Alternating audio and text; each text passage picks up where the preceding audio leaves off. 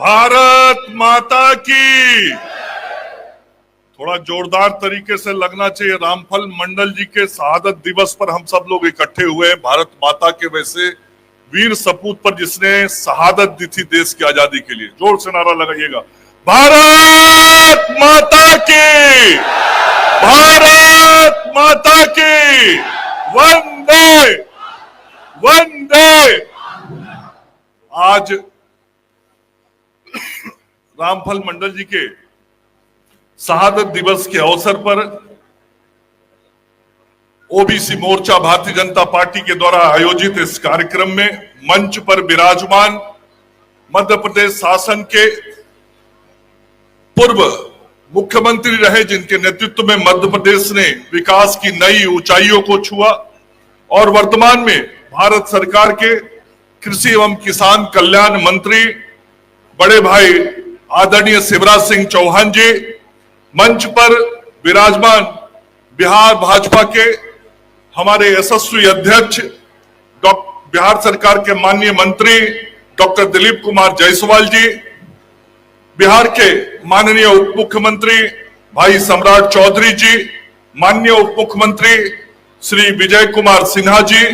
हम सबों के बड़े भाई और माननीय सांसद आदरणीय रविशंकर प्रसाद जी, बिहार सरकार के माननीय मंत्री डॉक्टर प्रेम कुमार जी, केदार गुप्ता जी, सुरेंद्र मेहता जी,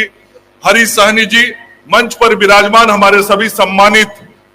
माननीय सांसदगण, माननीय विधायकगण, विधान पार्षदगण, ओबीसी मोर्चा के हमारे सभी सम्मानित पदाधिकारीगण, मंच पे उपस्थित सभी नेताओं के साथ साथ आज इस सभागार में आए हुए बिहार के कोने कोने से हमारे ओबीसी मोर्चा के सभी कार्यकर्ता भाइयों बहनों और रामफल मंडल जी की शहादत दिवस के अवसर पर उपस्थित सभी साथियों, प्रिंट और इलेक्ट्रॉनिक मीडिया के सभी साथी मित्रों, सबसे पहले आज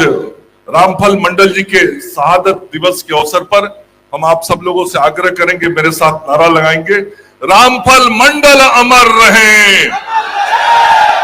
रामफल मंडल अमर रहे। मैं उन्हें अपना विनम्र श्रद्धांजलि देता हूं। और हम सब लोग को मालूम है कि रामफल मंडल जी मिथिला के पूत थे, मिथिला के बेटा थे। इसलिए सबसे पहले मैं मिथिला में ये कहना चाहूंगा कि सीतामढ़ी में एकटा मिथिला शहीद रामफल मंडल रहथिन। हमरा सबके ऐसन वीर क्रांतिकारी पर गर्व छिए। हम सब गर्व करे छी अपना रामफल मंडल जी जैसन वीर सपूत पर जब मिथिला में पैदा ले ले, और उनके शहादत पर उनको नमन करते हुए मैं जरूर आज ये कहना चाहता हूं कि आदरणीय प्रधानमंत्री नरेंद्र मोदी जी के नेतृत्व में भारतीय जनता पार्टी ने देश के वैसे वीर सपूतों को याद करने का काम किया जिन लोगों को ना तो कभी कांग्रेस के शासन ने याद किया, ना उनके सहयोगी साथियों ने याद किया, लेकिन नरेंद्र मोदी जी ने भारतीय जनता पार्टी के कार्यकर्ताओं को कहा कि जिन लोगों ने देश की आजादी के लिए अपनी कुर्बानी दी थी, अपना जीवन दान दिया था,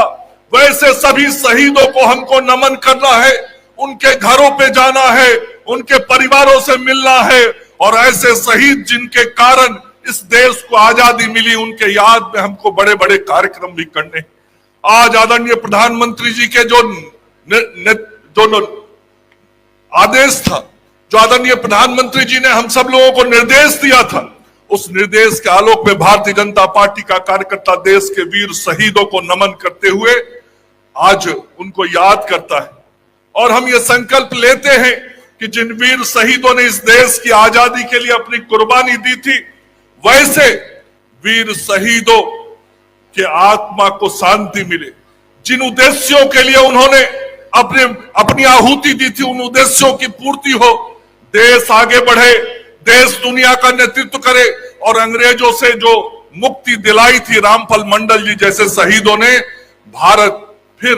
उस दिशा में आगे बढ़े जहां हम दुनिया का नेतृत्व करते हुए दिखाई पड़े, हम सोने के चिड़िया के रूप में दिखाई पड़े। और रामफल मंडल जी ने लड़ाई लड़ा। 1942 का जो आंदोलन हुआ उसमें भी उन्होंने लड़ाई लड़ा, और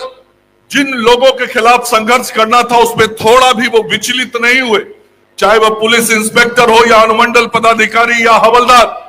जिसके खिलाफ भी संघर्ष करना था उन्होंने संघर्ष किया, ये जानते हुए कि इसके परिणाम क्या होंगे। उन्हें मालूम था कि मैं ये संघर्ष कर रहा हूं, मुझे फांसी के फंदे पर झूलना पड़ेगा। फांसी के फंदे को चूमने का काम किया रामफल मंडल जी ने भारत माता की आजादी के लिए, और मात्र 19 वर्ष की उम्र में 1943 में वो फांसी के फंदे पर भागलपुर के सेंट्रल जेल में हंसते हंसते फांसी के फंदे पर चढ़े। इसलिए मेरे मित्रों, मैं आज इतना ही कहना चाहता हूं कि जिन वीर शहीदों ने इस देश की आजादी के लिए सपने देखे थे और आजादी के बाद के जैसे भारत की कल्पना की थी वैसे भारत को बनाने का काम आज आदरणीय प्रधानमंत्री नरेंद्र मोदी जी और माननीय मुख्यमंत्री नीतीश कुमार जी के नेतृत्व में इस राज्य में और देश में हो रहा है। हम सब वैसे वीर शहीदों के सपने को साकार करने के लिए अपना क्षण क्षण लगाएं, अपना कण कण लगाएं और हम सब उस दिशा में काम करते रहें। अंत में 3 पंक्तियां कह के अपनी वाणी को विराम दूंगा। विपत्ति जब आती है कायर को ही दहलाती है, सुरमा नहीं विचलित होते, क्षण एक नहीं धीरज खोते, विघ्नों को गले लगाते हैं, कांटों में राह बनाते हैं। ऐसे राह बनाने वाले हम रामफल मंडल जी को फिर से अपनी श्रद्धांजलि निवेदित करते हुए अपनी वाणी को विराम देते हैं। जय हिंद, जय भारत।